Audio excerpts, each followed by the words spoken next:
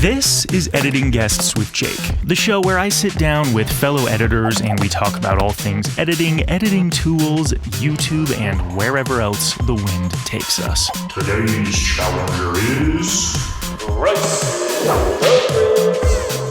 First rapid fire question. What is your favorite NLE currently? That's editing program, right? Yes. Final Cut Pro is what I build all my timelines in. Favorite editing snack at the desk? Trying to keep the butt in the chair.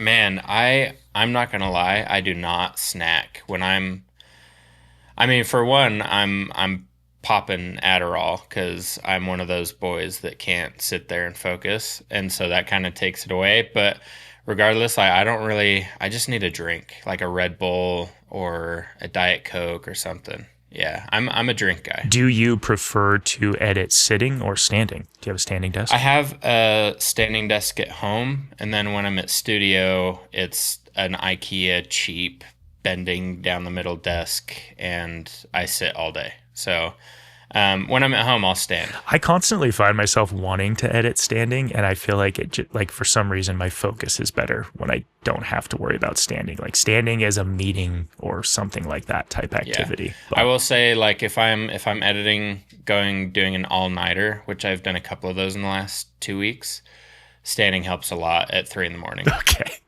Yeah. Not hitting your head into the keyboard. Do you have a favorite sound design sound effect currently that you use, go to? Obviously, I feel like the little stinger riser is like a really nice one just for Instagram Reels because that's like a quick attention getter. But we have this one I don't know where Landon got it, but it's one that we use on most things. It's our favorite riser. It's called Close Riser 2 in our little library. So that's the one that we use a lot. I love that. Like that's totally an editing language thing to be able to say what it is, but then also have the exact name because you've seen it a majillion times. Yeah. Like I think my favorite riser is called like Escalade or something. And I bought it from Lens Distortions like years ago and just have reused it. Yeah, dude, you find those few that they're in every video. Ooh, are you a one monitor or dual monitors kind of guy? At home, I have right now what I'm looking at is a 42-inch OLED TV in front of me. That's big enough where I don't need a second monitor. At studio, I have a 27-inch 4K monitor, but I've got my 16-inch open on the side. So there, I have to have enough real estate where I can. On here, I can have like notes or a Finder window open on one screen and my timeline, and it's big enough. But there I put like messages or notes or whatever on my 16-inch. Mac or PC? Mac. Yeah. Totally. Well, and you use Final Cut, so I guess that was kind of a dumb question because, of course, you use a Mac. Vertical video, yay or nay? Okay, so what's the deeper question here? Like, do I accept them as a reality, or do I enjoy them? Or I think we all know you accept it because you gotta do it. I feel like I don't know. I feel most people should be there. Maybe we could talk about that more. But yeah, like, do you enjoy it as an editor? Is maybe what I'm getting at. And also because I'm so new as well. I've been in video and editing for like 2.5, 3 years maybe. And so it's kind of what I jumped into right away. So I don't know anything else. My last question that I had for rapid fire was, what is the biggest thing in your opinion that Final Cut Pro is missing? I would love to see a better layout or use of keyframes similar to DaVinci where you can maybe expand your video and ease right then and there. But also captions. I mean, how hard is that? Oh, totally. Yeah. I mean, my list is lengthy. I'm no stranger to calling out Final Cut for so many things that it struggles with, but I don't know. Well, and again, I want to get into that too, because I mean, even as someone who is frustrated with how many things it doesn't have, I'm looking at my week next week, and I think I'm going to be doing every project in it, which hasn't been the case lately. I've been doing a lot of Resolve stuff, but I was like, need to edit some podcast episodes, which I always do in Final Cut because multicam is the best in Final Cut. And then I was like, I kind of want to do my next video, personal video in Final Cut because I want to test a few things that I haven't tested in a while. But yeah, it's just, we'll get into that. But yeah, let's not like jump to that. I want to hear more about your background, how you got into editing, how you got into the space, video production, how you met Landon. I want to hear all about that, and then we'll go in the weeds on all of that stuff for sure. So, how'd you get into it, man? So, back in high school, I kind of discovered photography. That was my thing. My mom it's a Sony Nex 5T.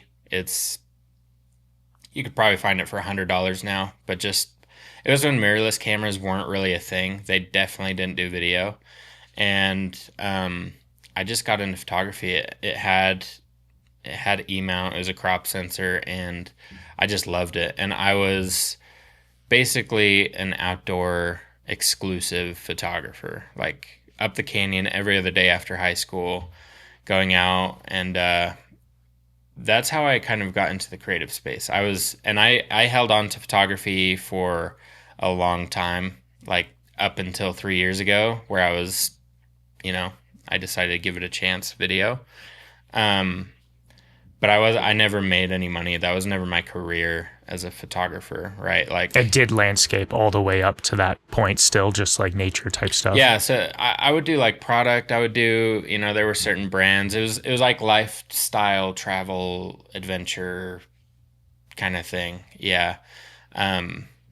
My old account is just filled with, I've got pictures up on my wall that are from when I was 17. They're still some of my favorite pictures of the redwoods and stuff like that. So yeah, just anything outside, we would, I just loved it. And there was one guy in particular on Instagram. His name is Firsty. His Instagram is Firsty, Fursty.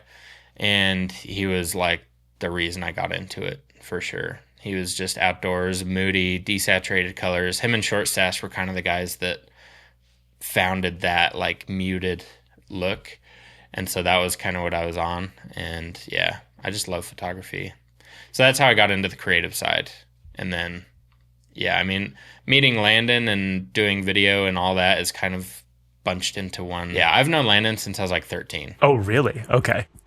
That's what I was curious is like, did you apply to be his editor? Had you guys been friends? So sounds like you guys had a deep connection there. Also back in high school, he got into videography around the same time that I got into photography. And I remember we would trade off kind of. I would teach him how to use Lightroom, and he would try to teach me how to use Premiere. I remember literally he opened up this chunky gaming laptop in my parents' house, opened up Premiere, and I looked at the layout of Premiere Pro, and I said, you can just shut that. I'm not gonna, I don't know what is that? Why are there numbers on the screen? Numbers has nothing to do. Yeah, I could not accept how hard that looked to do. And I was just like, photography, I'm good with my sliders and colors and cropping a little bit. I'm not going to worry about that. That's too much for me. So he tried. I wasn't about it, but yeah. Dude, that's awesome. So then what? So you were against it, still did a lot of photography stuff. So what kind of finally tipped you in that direction? And did he reach out to you? Did you reach out to him? What kind of brought that connection back together later? Obviously, he stuck with it and killed it, joined full-time Filmmaker, and, his life was crazy, and he was just making incredible stuff. And I'll say what got me into video was we were expecting our first kid, and I kind of wanted to document it, not just through photography, but I wanted to actually video. And I wanted to do I wanted to let my wife do like tours, because her family lives in New Zealand. She has no family here. And so we thought, one, we would give them updates through like little videos, YouTube videos that are just on a private thing, and we just send them links. And two, just to hold on to memories. So for a while, we did like a nursery tour before the baby came. We did a birth video kind of thing day he came, and then we did like monthly updates until he was like 6 months, and then we kind of stopped doing it. But yeah, that was why I kind of approached video with like, oh, this could be cool for our memories and stuff like that. Oh, very cool. They're those cherished memories that you're going to watch, when you're 60 years old and just cry. I know, and in some ways I think that that's so much better than like, I don't know. I mean, my photos reel on my phone is just loaded with stuff, and it's like I'm kind of starting to get hit with like, well, I got to keep that, and I don't know, where do you put it? I should probably organize it into some other videos stored somewhere else. Yeah, like it's all great and it's all there until it's not, right? I don't know. I'm definitely thinking about it. I need to get better at backing up my phone, because there's like 5 years of my life that just there's a gap somehow in my library. And I'm like, well, I don't want that to happen again, especially with your kid and stuff. But yeah. Dang. Okay. So that got you itching with the video. So at that point you were using Final Cut to make those videos, or something else to edit those? So Final Cut has a trial, and for some reason you can just re-download that as many times as you need to. So I was just rolling on free Final Cut for probably a year. I think it's like a 90-day or something. It's a few months. And so I probably downloaded the free trial, and it's the full Final Cut software. Like, it's not, they don't take anything away from it. It's kind of crazy. But I mean, if that's, obviously DaVinci's free, but if you're looking for another option, Final Cut you can get for free too. But yeah, Final Cut. They don't advertise it. No. It's hard to find that, because everyone's like, oh, DaVinci's free. It's like, well, Final Cut has a pretty beefy trial, and it literally is the full product. It's not any kind of neutered.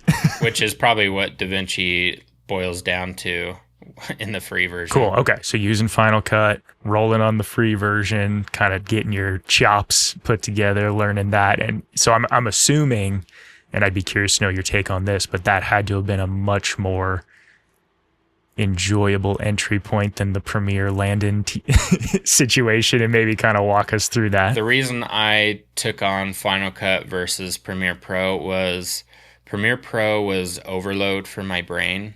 Just seeing all of the groups and modules, titles, numbers everywhere.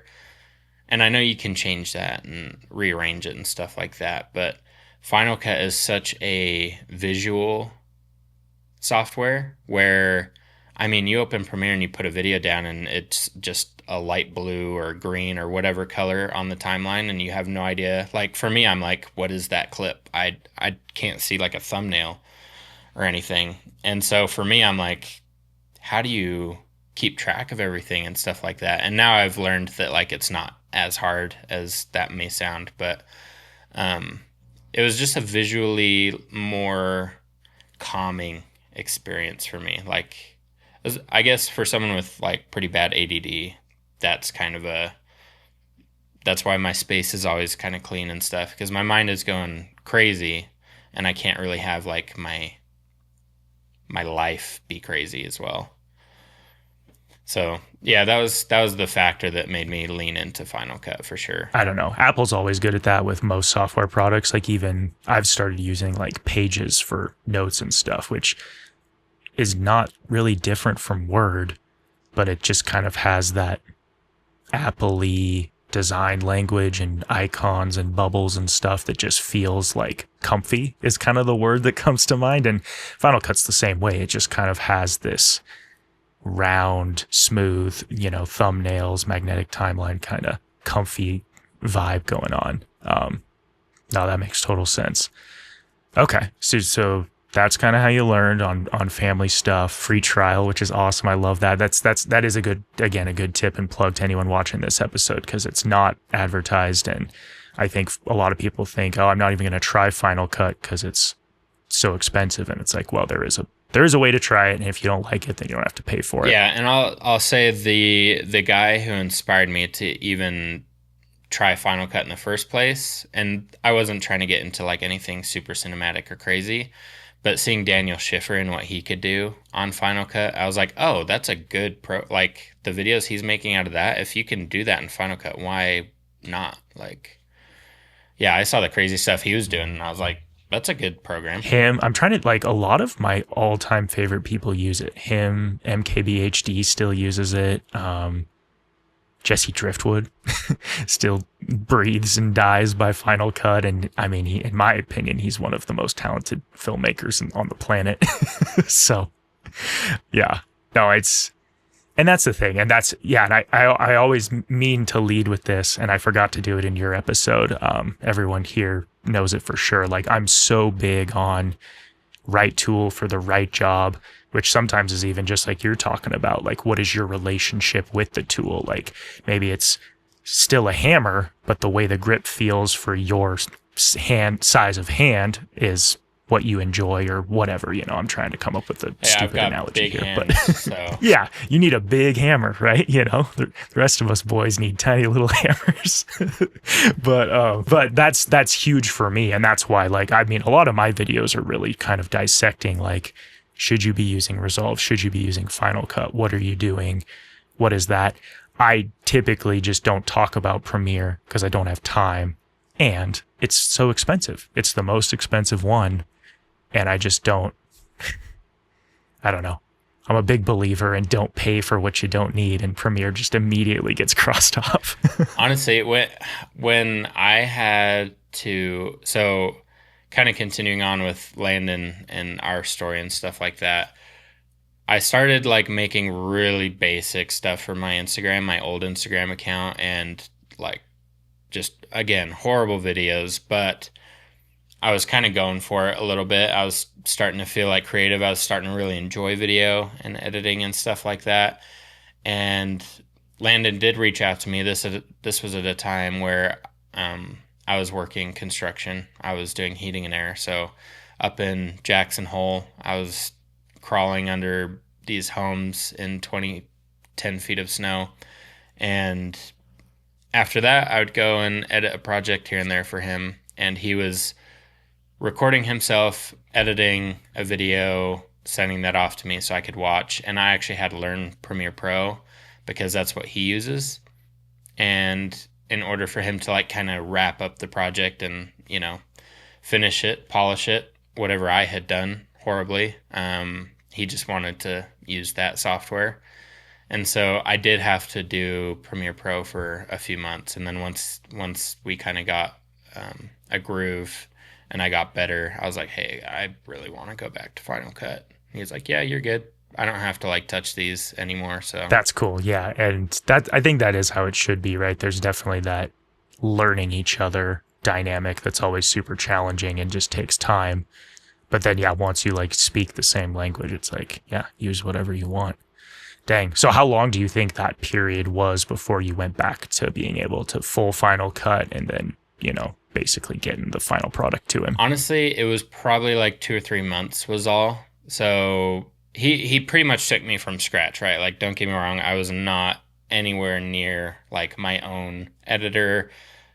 I didn't have my own style, anything like that. So I feel like that was probably why it was a little bit easier, was because I was just this little baby that he could kind of teach and show his style. And so now, like, all of our stuff is kind of cohesive.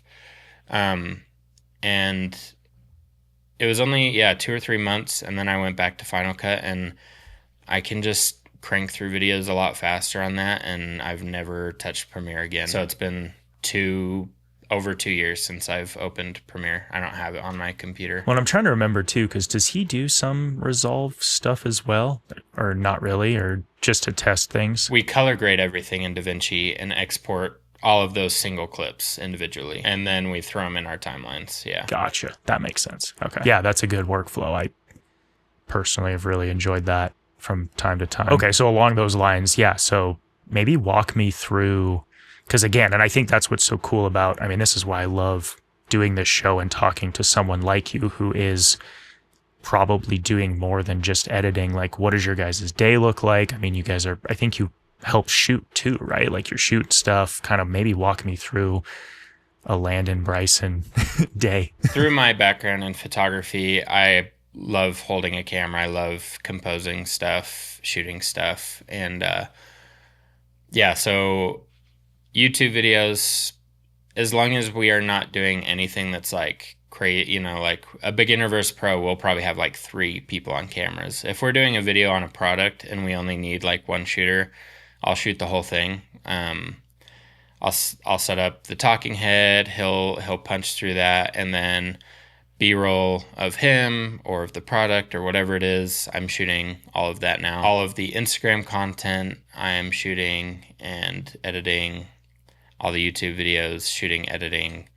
Courses, we're about to start editing through that iPhone course that, well, I didn't mention that, but there's an iPhone course that we're about to edit. And so I'll be doing that. Happy Creative, which is a new thing that we've got going on. Those Instagram edits as well. So you're doing it all. Yeah. Dude, that's awesome. What kind of videos are on the Happy Creative thing? I don't believe I've come across that yet. You know those things that are really popular where it's like text just pops up around people and like rotoscoped behind, and like it's just going through like famous movie scenes, and they're all like inspirational quotes and stuff like that. Have you seen those? Yeah. Yeah, it's that vibe. So it's just like creative way of like subtitles and just something inspiring or cool and stuff like that. So those take so long to do. Holy cow. I was going to say, those take an insane amount of time. Like I'll do like a 20-second quote. I did one with Steve Jobs a couple weeks ago, and it's like a 15-20-second quote, and no joke, it probably took 4 or 5 hours just doing subtitles. Yeah. Because you're placing them in the right spot. They have to come up at the right time. They have to be the right font, the right vibe. It's cool because the captions are like telling a story of itself kind of thing. So it's fun, but it takes a long time. Dude, I'm going to have to go check this out. I love that kind of stuff. And especially if you're editing it, getting some of that style and storytelling with the text and whatnot. Yeah, no, that's super cool. Which kind of goes back to what we were talking about earlier. I mean, it's like if Final Cut could just get a little bit of intelligence to create those text elements automatically, that would save you hours of time. I mean, fingers crossed, because they, it seems like they're adding features here and there. Like, I mean, the slow motion thing and the color correction thing with AI, it's pretty good. It tells me that they're paying attention and that they're working on something. So we'll see. Yeah, I think I'm the most hopeful I've been in probably a couple of years, because for a while there I was just like, I just think this is in total coast mode. And I think it's just very similar to most Apple fashion type style right now, which is that they're just late to everything. I mean, even the iPhone update we're getting this year of being able to move your icons around, dude, that's like, what, a decade late? That should have been there forever ago. So, I mean, you had me fully convinced that Apple was killing Final Cut when you pointed out, oh my gosh, they're showing DaVinci on the iPad and all this. You had me convinced. I was like, he's right. They're not going anywhere with it. I was convinced myself. Yeah. I really did not think that there was much of a future there. I think it's going to go on strong. I think it's going to go slow but strong, and I'm really curious to see what they do. And again too, and I think that's another thing I sometimes tell people is just because Final Cut doesn't have it doesn't mean there's not other tools, right? Like even if I'm working on a Final Cut project, there's plenty of times where maybe I'll use Magic Mask and Resolve and just round trip that clip over, similar to what you guys are doing with the color grading, right? It's like, hey, we use Resolve to color grade and get a really professional grade that is way easier, faster, better than what we can do in Final Cut. We just render it out and use those clips for the project. And it's like, yeah, that's a great workflow. Is there anything else in that sphere that you guys do workflow wise or editing wise that you think is kind of unique, or something that maybe someone who's doing this by themselves would be interested to hear once you kind of get into the partner dynamic? Anything in that kind of vein? Obviously, we have meetings for YouTube videos that are coming up. We plan those out and stuff like that. Instagram has kind of turned into more like, hey, we'll collaborate on some stuff, but that's definitely under my responsibility, and things like that. I'll say when I finish a YouTube video, usually I'll send him the cut on Dropbox, and then we'll do a Dropbox replay, and that's where he'll give me any revisions or whatever. And that's a nice spot to do that. I feel like I know a lot of people use Frame.io and stuff like that, but Dropbox replay is really good. You can draw on it. It's time stamped. I, as the editor, it's like a to-do list, and I can just check those off literally with the click of a button, and also add my own notes like, hey, this is the reason that I did this. What do you think? Kind of thing. So Dropbox replay is a good way to collaborate with someone. If, Landon is the star of the show and he's kind of got to give that approval.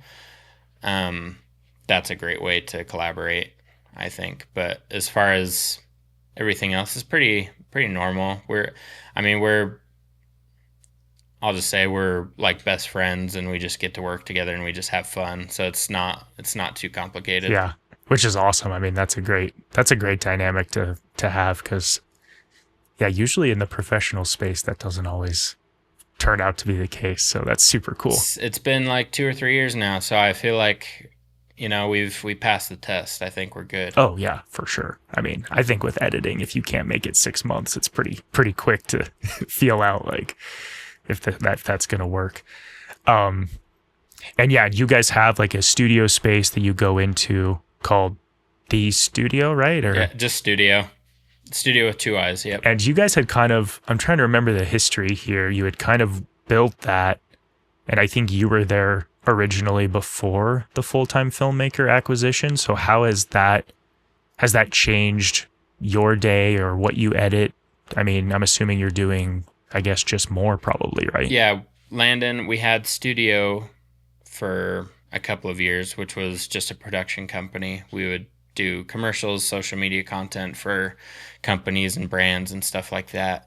And I was just editing all of that. Like I was still living up in Wyoming, and just editing remote for a long time. I would come down every now and then to help with the shoot, but I was pretty much just editing remote, all of that stuff. So that would be like our main package is 5 or 6 Instagram reels a month per client. And then I was also the full-time photographer. So we had photography as part of the package. And so we would deliver like 50 to 70 photos as well. And I would take and edit all those. So that was Studio, and that was just how it went for a couple of years. And oh, my son just walked in. I'll give Kai a shout out in the video. This is my son. Can you say hi? Hi. Dude, heck yeah, that's awesome. All right, so I finished talking about Studio. Full-Time Filmmaker acquisition happened late December, so 8 months ago now. And that changed a lot for me, pretty much everything now. I don't really touch studio stuff. I did just edit commercial. Do you know Cafe Rio? Yeah, I know Cafe Rio. So we just shot their latest commercial, and so I edited that. That was like, and I'm kind of like, I don't want to do anything else with studio just because I'm so busy with FTF. But yeah, so I just edited that. We just finished sending them the last of their deliverables like 3 days ago. Dude, that's sick. Yeah, so that was cool. But yeah, I don't really touch studio anymore, any of the client stuff, unless they're absolutely swamped and I can fit it in.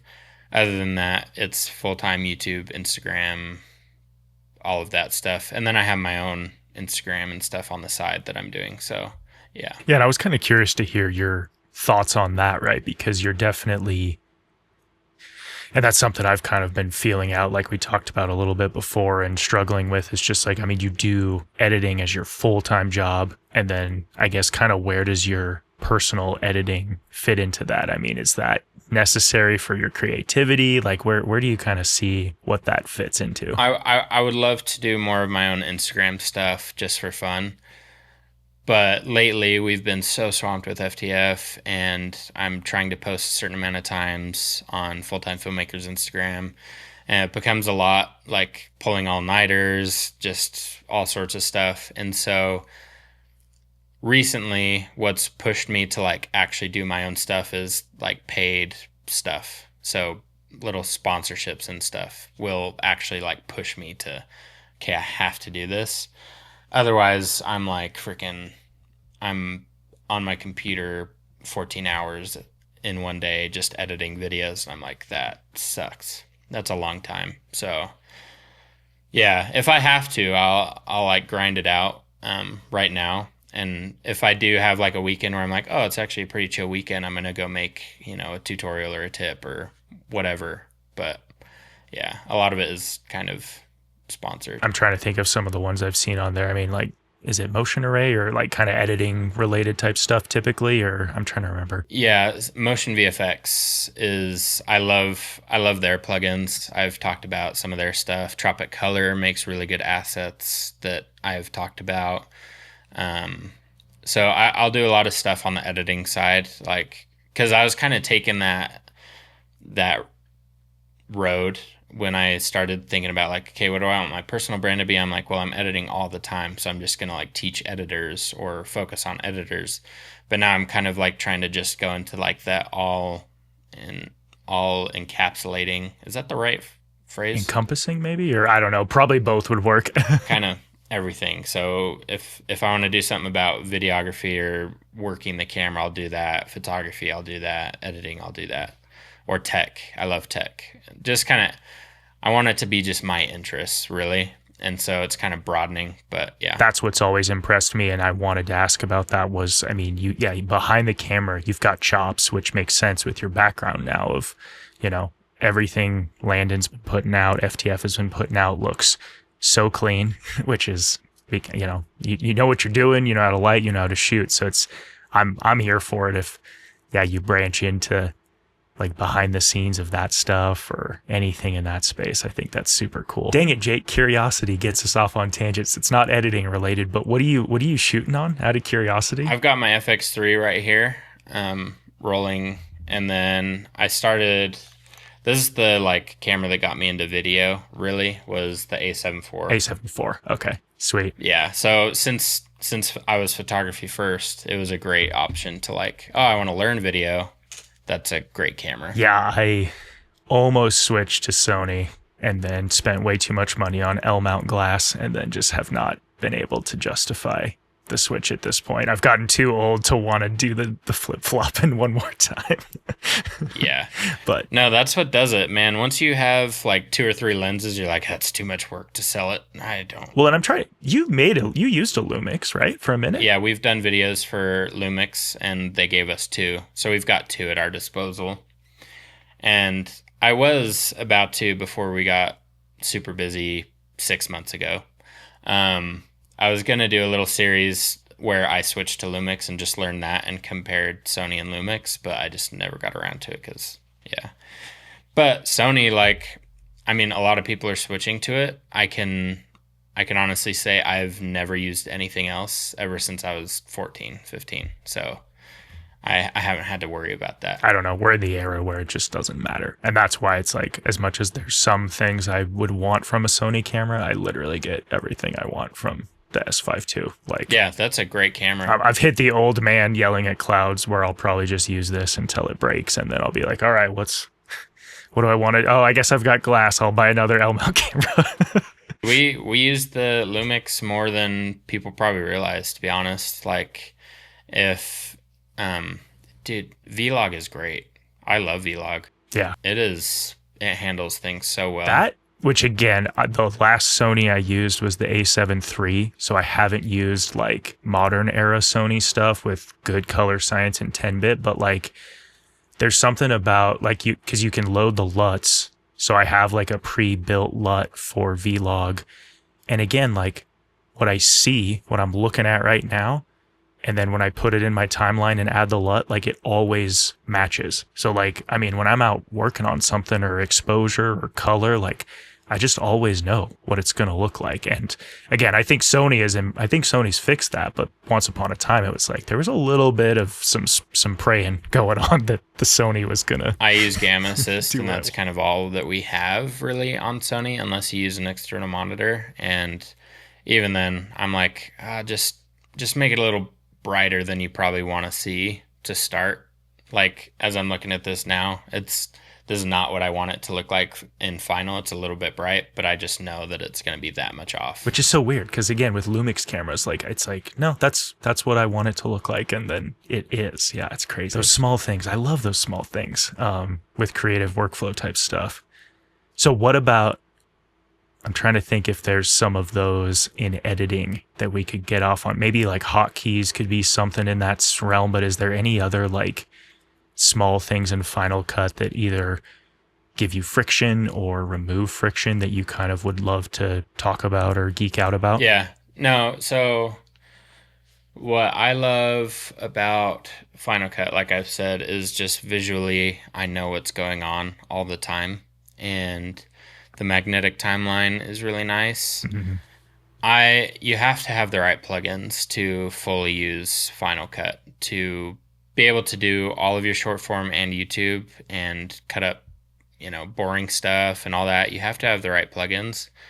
Motion VFX has been a huge thing for me. Like their MRoto AI has been huge because now I don't have to go into DaVinci and Magic Mask. I can just do it there. Yeah, dude, I don't know. It's pretty smooth. Like the amount of, I'm putting out a YouTube video once or every other week at least, and then I'm editing probably 20 short form videos, like 15 to 20 a week, and shooting them all. So it's like I don't have time to like learn a new software, and I know DaVinci's a great one, and I'm just like, well, I have to stay on top of this. So if I slow down at all, I'll get swamped. So Final Cut for me is just the smooth. Well, when you're doing output like that, yeah, like what's there to argue with? That's crazy awesome. Again, just being the geeky, nerdy dad here. Like so you mentioned MRoto AI. Is there some other plugins? Like maybe you alluded to some cutting down A-roll type plugins. Is there something for that they have? I just haven't really dove into them too much. But honestly, I haven't looked into the A-roll cutting down. I know Premiere has plugins and things. I know you can use the transcription to also kind of do the same thing. It'll show you like pauses and you can delete just through the text.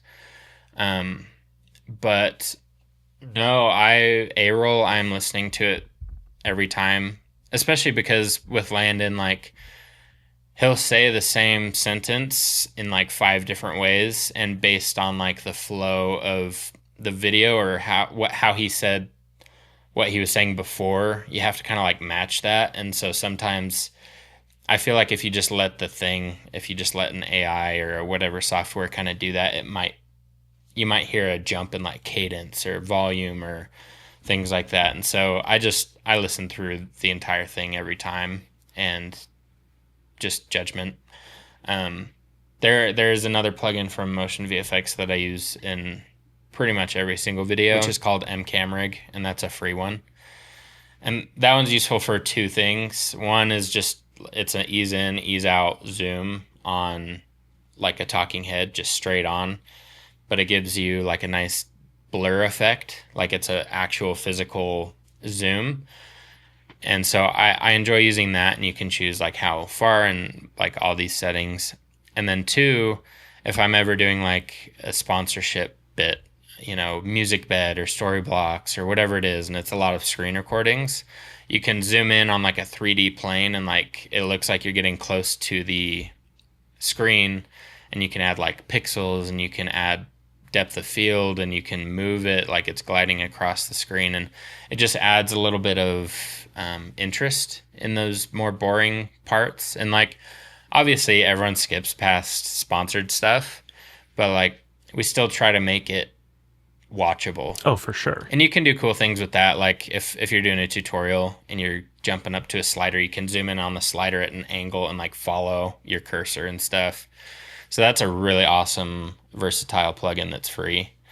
But yeah, they have a bunch. I mean, I go there for, if I need something, I'll look and see if they have it, and if they don't, then I'll look somewhere else. But yeah, they're awesome. Loved your take around the cadence, inflection, editing type stuff, because I think that that's something I keep thinking about constantly. It's just like all of like the automatic tools are great until they get in your way, and I think that that is a line we are flirting with constantly in this space of, you know, maybe this is helping take some time away, but then shoot, I missed that because I cut out a take that I should have probably watched. And I don't know, it's really interesting to hear you say that. And I think that definitely Final Cut aids in that process with I made a video about this not too long ago, but just the secondary playhead for scanning footage in A-roll is like so effortless compared to DaVinci, dude. Oh my gosh. If they added that feature, I'd be so happy. Yeah. I mean, there's two things on that. Is like, one, I've never used an AI cutting out A-roll type thing, and so I don't know what I'm missing out on, and I'm just going to keep it that way, because if I do that and I like it, then I'll probably hate when I can't use it, and it'll just make me dread a talking head. And so if I'm used to this, I'm chilling, then I'll just keep rolling with it. And then two, like, it's really not that bad, because if you're cutting up A-roll and you just stretch that waveform, and I've got Q and W as my trimming, and you just delete that, and then you listen through those bits and you choose what one you like and delete those ones.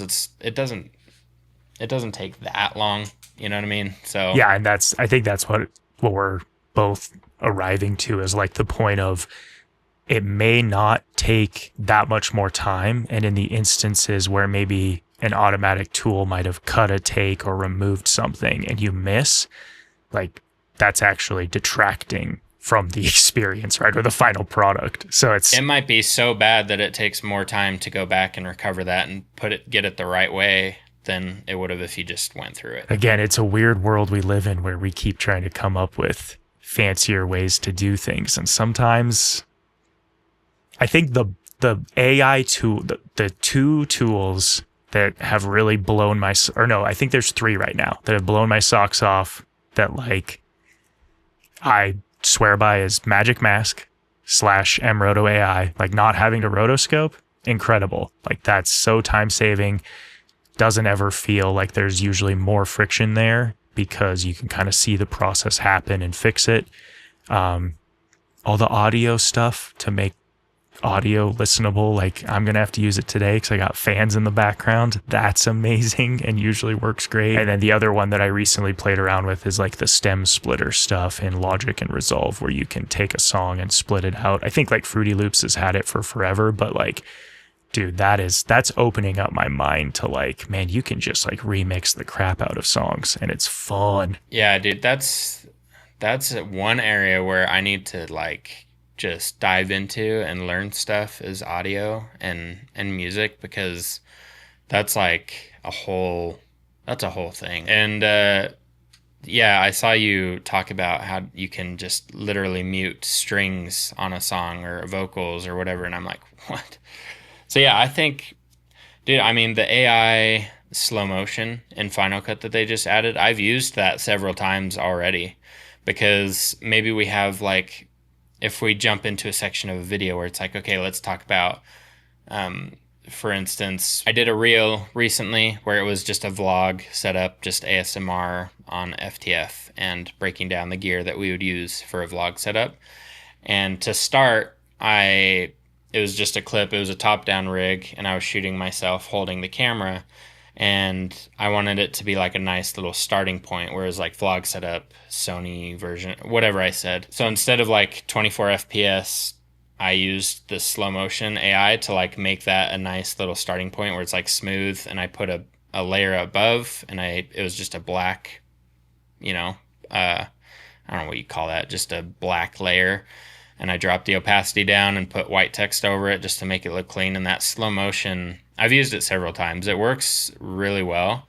So I feel like AI has its place. Like, I feel like when it initially started taking off, a lot of editors, content creators were like, oh crap, like we're gone. We're not going to be, like, companies are just going to invest into AI and they're not going to have content teams. And that's never going to happen. That's just never going to happen. It's only going to improve our lives, and as long as you know, like you said, the right tools for the right job, then it's just going to be great for people, you know. Dude, that's so cool that you use that slow motion thing for that instance, because that makes a ton of sense, where it's like, oh, I didn't have this, and yeah, I can totally see the shot now and in my head, and that's so smart. Okay, and sorry, my crazy brain too is jumping all over the place, but you said QW for your trimming in Final Cut, which that's like the biggest tip in Final Cut. I mean, talk about just making your life so smooth when you start using those hotkeys. What are some other favorites there that you've got that weren't default? Because Final Cut, I feel like, doesn't need as much messing around with except for those two. I'm trying to think myself if I have any. My DaVinci keyboard shortcuts, they have a Final Cut preset, because since I learned in Final Cut, that's what I started with.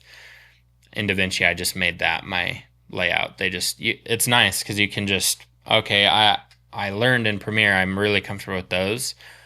Okay, DaVinci's like, well, we're not going to screw you over. Like, if that's what helps you edit better, then here's the standard, hotkey layout. No, it's just the basic ones. I mean, like, I love speed ramping in Final Cut. It could be better, like I said, with the keyframes, but like the Shift Command B is just, you get those points where you can drag them out and stuff like that. So it's like, it's good enough. It's passable. It could be better, but like, I love that visual, and that shortcut. Obviously L to fast forward, to speed through stuff. And I don't feel like I go too crazy on keyboard shortcuts. I feel like all you need is trimming and speed ramping, and I don't know. There's not a whole lot. No, there isn't. I mean, again, because of the magnetic timeline, and that's kind of why I like talking about this. I mean, I think that Final Cut's built to have you do less of that. Whereas like, I feel like I've made several videos on that too, where it's like, to get Resolve to feel smooth, it's like, I mean, your left hand has got to be really configured to make some stuff feel better. But I guess one thing that I have changed on Final Cut that has helped me a lot is I made 1 and 2 zoom in and zoom out on the timeline. Oh, yeah. Typically it's command plus or minus, which takes your hand off the mouse, but 1 and 2 has helped me a lot. Yeah, that's a good one. And anytime I jump into DaVinci, I accidentally color code my clips by hitting 1 or 2. It's like, I don't want that to be bright orange. I don't know. Yeah. Sorry, another side tangent. We're talking about hotkeys. I bought a tour box with my own money. I don't know if you've ever played around with one of those before. Is it like the work louder thing? It's like the little input kind of like keyboard thing. So it's just a bunch of like buttons and dials that you can set to all your hotkeys and stuff. And again, as a editor, I was like, well, I need to know what this is like. And anyway, I'm still not sure how I feel about it. Like, it's cool and it's fun. I don't know if you like need it, but then it made me realize like, oh, this has all these custom things I'm playing around with, but also you can have all these different key configurations in Final Cut for different things. And so what I literally did this morning was, instead of having 1, 2, 3 for multicam, I changed WER to 1, 2, 3 for multicamming, so that when I'm multicamming, which, like, for an episode like this, I literally can just sit on home row and I can do my trimming and my camera angle switching, and I don't even have to like reach. It's just like the most brain dead activity now. And it's like, man, I spent however many $200-$300 on this thing, and it made me realize to just make some better hotkeys. But that's what happens. Yeah, that's editing life. you buy a plugin and you use it once, and then you literally forget that you have it, and you're searching Google like, I need this plugin, and it's just sitting there in Final Cut like, I'm here. Oh, so many times. Bryson, this has been so great. Really quick, if we've got just a few more minutes, I'd love to ask and kind of wrap up today with just, like, this has been so helpful. I love talking editing. What is kind of your, what's the future look like for you? What are you striving for? Do you, are you just loving the editing gig, want to keep editing? Just would love to know kind of what's on the horizon for ambition? I love working with Landon. I love FTF. I love this new Happy Creative thing that we've got going on because it focuses on it's called Happy Creative Coaching, but it's not coaching like, hey, let's help you earn this much every month. It's focusing on like your mental health, like handling life as a creative or an entrepreneur in any sort of way. We do hit on profitability. We hit on productivity, which is great, and just overall, like I resonate a lot with that message. I've gone through waves of depression and struggles, and just like everyone else, and so I love seeing like a community come together and like people are posting like their life stories or like, hey, I need help with this, I'm going through this, and people like, hey, this is what helps me. I love that. So I love everything that's going on right now. If this was what I did till I died, I'd be happy. And if I had to choose like between editing and shooting, I'll be honest, I feel like I would jump into shooting because just with my background of photography, and I feel like there's so many better editors out there that are so talented and things like that, and just could crush me, just literally just absolutely destroy me. And that's not like I'm not fishing for anything, but like as far as the process of video goes, I really enjoy the thinking out the video beforehand, the planning, the storyboarding. I want to learn and get better at lighting. I want to get really good at composition. I know that there's an element of storytelling that's strictly editing, but like as far as building a story, that most of that comes in post or pre-production and actually shooting. And so I want to learn how to be a better storyteller and focus on that. So if I had to choose, I'd probably lean more into like, okay, I'll let someone else edit, and I'll train, or we'll hire someone who's super talented. But like, yeah, if I had to pick or choose, I feel like the camera in my hand is where I feel best. Dude, that is incredibly inspiring because it sounds like you're in the perfect spot to either do that or keep doing all of it, which is just awesome. Yeah, dude, I get to do both. So it's the best of both worlds because I do love editing. I love problem solving. I love seeing something come together and adding emotion, which a lot of that comes in. So, the story is happening, but like the emotion and the tempo and the visuals and everything like that become enhanced with post-production. And so it really is two separate things, and I love that I get to do both. And if I can continue to do that, like hopefully I don't have to pick or choose one. Hopefully I can just continue to do both because I love it. And yeah, editing is like, dude, shout out to editors because it's hard. Editing is super hard because the amount of self-doubt that you have while you edit, or the amount of decisions that you have to make, and you're always saying, are they going to like this? Are they going to enjoy that? Is this, like how much of myself can I put into this edit, or am I just making it for them? And so I'm way more tired at the end of the day.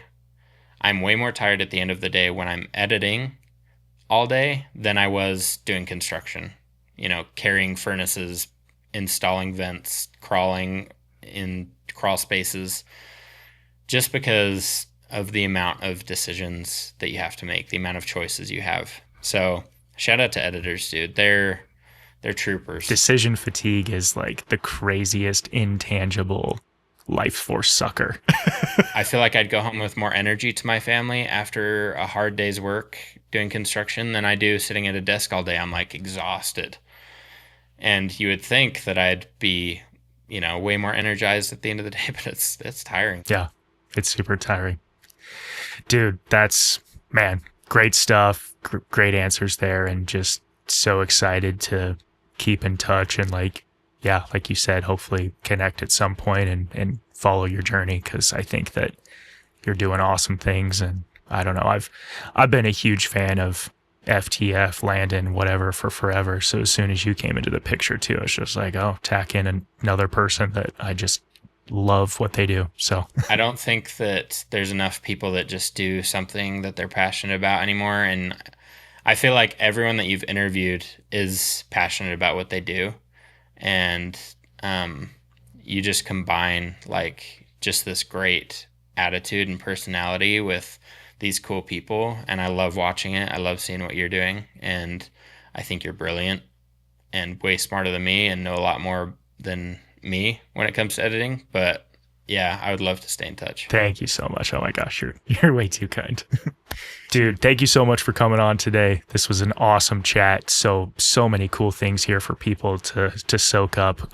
Before I let you go, again, I think we've talked about most places that people can find you, but let's hit that concise list on your end because we need more Bryson and Bryson's work fans in the world, as always. Yeah, Instagram is the Grizz, which is super random and weird. I'm surprised you haven't asked me about that because everyone does.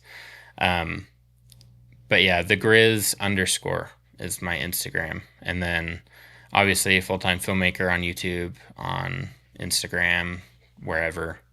And yeah, obviously, and shout out to Landon too. We'll give him a shout out. Well, and you know what? A little wink at camera. We'll cover that Grizz one in the future, and that'll hold us to again not being strangers, or episode 2, or maybe a video that we're both in. I mean, sounds like it's in the cards. So thank you so much, guys. Again, go show Bryson some love, and I'll catch you guys in the next one. This was great. Yep. Thanks, man. Bye.